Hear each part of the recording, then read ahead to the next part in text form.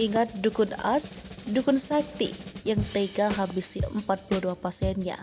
Ternyata lebih garang dari Bas Slamet dan Wawon.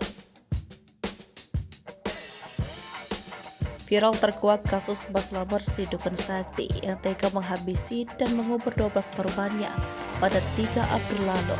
Ternyata ada sosok dukun yang bikin gempar karena sikap kejinya. Seperti Bas Slamet yang mengincar harta dan kekayaan korban. Hal serupa juga terjadi di puluhan tahun silam yakni Ahmad Suraji alias dukun as. Jika Bas Slamet dan Wawon mengaku memiliki kesaktian bisa menggandakan uang, dukun as mengaku memiliki kesaktian bisa menyembuhkan segala macam penyakit. Dukun as alias Ahmad Suraji membuat heboh di tahun 1997 dengan modus bisa menyembuhkan segala penyakit.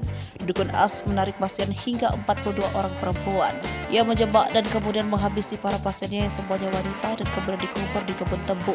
Belakangan dukun as mengaku mendapatkan wasiat dari ayahnya. Jika ingin sakti maka harus mengorbankan 70 nyawa wanita. Perbuatan dukun as ini berlangsung dari kurun waktu 1986 hingga 1994 dan terkuak pada 1997. Dia dijatuhkan hukuman mati meski sempat mengajukan banding, kasasi hingga PK di tahun 1998, namun ditolak.